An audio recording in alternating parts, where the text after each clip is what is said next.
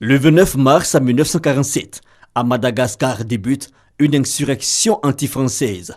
Cette insurrection a lieu de 1947 à 1948 sur l'île, alors colonie française. Cette crise est aujourd'hui considérée, après la crise indo-chinoise décembre 1946, comme l'un des signes avant-coureurs de la décolonisation en Afrique francophone.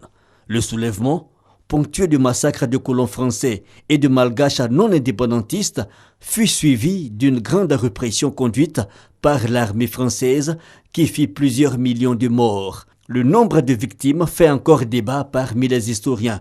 Le chiffre de 11 à 100 000 morts fait de cet incident l'une des plus sombres pages de l'histoire coloniale française. Quid de l'origine de ces événements? L'insurrection éclate à la suite de réquisitions durant la Seconde Guerre mondiale. La lutte pour l'indépendance est active à travers le mouvement démocratique de la rénovation malgache et des sociétés secrètes de libération. À la fin de mars 1946, ce qui n'était qu'une sorte de jacquerie animée par des sociétés secrètes se transforme en une révolte contre l'ordre colonial. Les insurgés, initialement au nombre de 2000, voient rapidement leur effectif augmenter, rejoints par des paysans du sud de l'île. Ils sont bientôt 20 000 environ, munis de saguets, de couteaux et de haches, de talismans, de potions magiques concoctées par des sorciers. Ils attaquent de nuit les maisons de Français. Quelques 35 000 colons habitent alors Madagascar. Les troupes coloniales mettent 1 an pour venir à bout de la guérilla.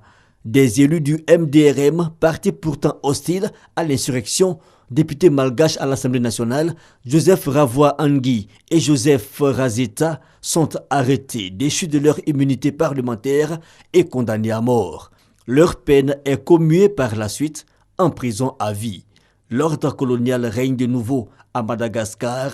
En janvier 1951, François Mitterrand, alors ministre de la France d'Outre-mer, indique dans un discours que l'avenir de Madagascar est indéfectiblement lié à la République française.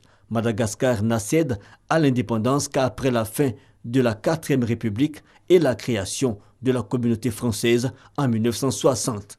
La sanglante insurrection est commémorée aujourd'hui chaque 29 mars à Madagascar depuis 1967 par un jour déclaré férié.